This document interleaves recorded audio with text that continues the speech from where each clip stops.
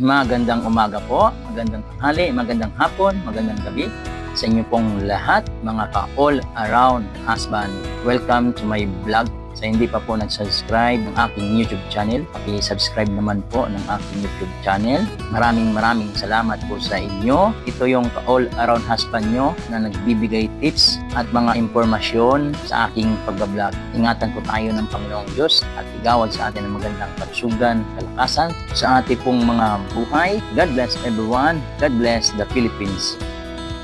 Guys, andito po tayo magbabalat ng kamansi. Paano balatan ang kamansi? Since wala po tayong gloves, nagawa po tayo ng improvise. Ay, kita nyo po. Suot-suot po yung improvise na gloves. Ayan. Tingnan nyo po kung paano po magbalat ng kamansi. Gugulayin po natin yan mamaya at haluan po natin ng malunggay. So nakita nyo po yung guys, yung kaldero na may tubig. Pagkatapos po kasi balatan itong kamansi, ilalagay po dyan sa kaldero na may tubig. Para ang purpose niyan ay hindi po siya mangitim. So yan po, tingnan nyo po ang pagbalat ng kamansi. Guys, masarap po itong kamansi ha. Lalo't haluan nyo po ng malunggay. So depende po sa inyo. Kung may malunggay kayo, pwede nyo haluan. Kung wala naman po, hindi kamansi lang po. Tapos lagyan nyo po ng, kung pwede nyo haluan nyo ng kamatis, sibuyas, bawang. Nasa inyo po yan. Sa amin po ito mamaya, lagyan lang po namin ng bawang o sibuyas. And then may kasama siyang malunggay. So yun po, tingnan nyo po ang pagbalat ng kamansi.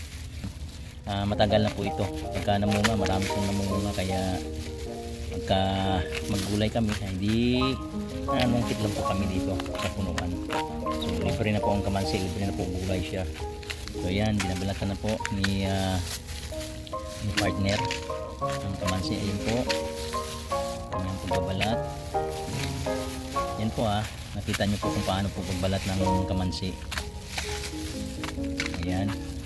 Dapat po kung wala kayong gloves, di maggawa kayo ng improvise yan para hindi kayo madagta po kasi ito at kakapit sa inyong mga kamay. So ayan, pag-slice nya, natin po niya sa gitna. Ayan po.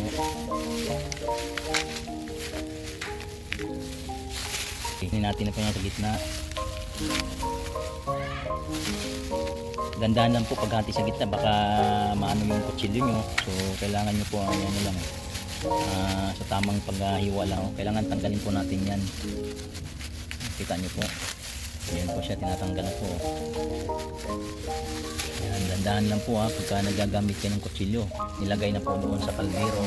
Kagaya ng sinabi ko po kanina, nakaready na po yung kaldero na may tubig para hindi po mangitim. Yan po ang purpose dyan. Ayan po ulit, tingnan nyo po.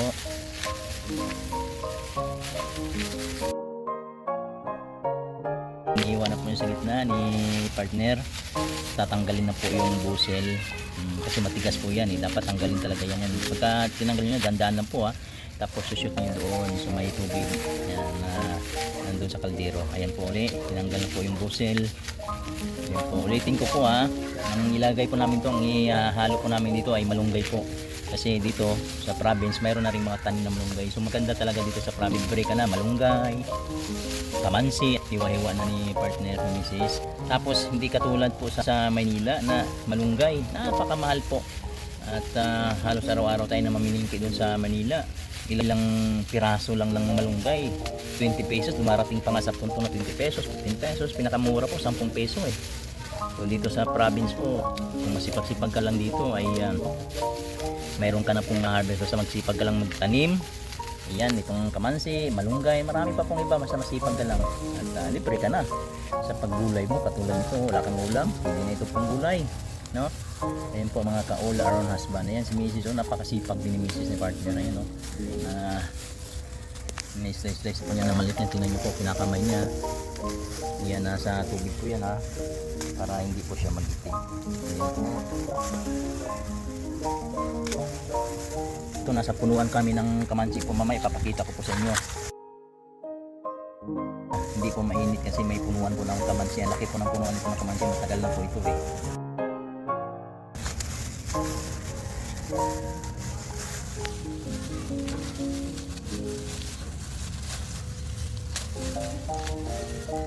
Yan, nakita nyo po.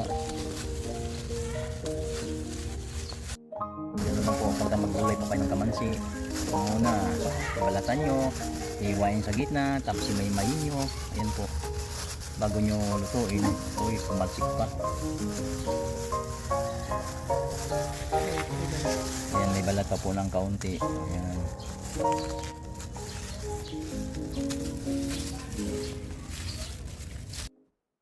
Sarap po ito, mga all around husband, mga sir, mga kuya, mga uncle, mga auntie, mga bunso. Masarap po ito pagka naluto na po. Lalo na po pag malambot pagkaluto. Ayan po. Tapos, papakita ko po sa inyo yung puno ng kamansi. Kung saan nandito po kami sa ilalim ng puno ng kamansi. Ito po, papakita ko po sa inyo yung punuan ng kamansi. Malaki na po yan. Matagal na po itong taon na nandyan po. Kaya pagka nagulay po kami, ay sumusungkit lamang po kami dito. Ayan po, madami pa po itong bunga. Ayan po yung ibang bunga niya. Sinungkit po namin kanina. Ayan po. Kamansi po. Nasa inyo po yan kung ano yung pagluluto nyo. Sa amin ay tawag dito sa province bulang lang po.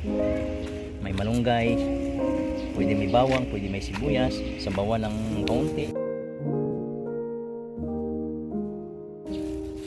Ayan po.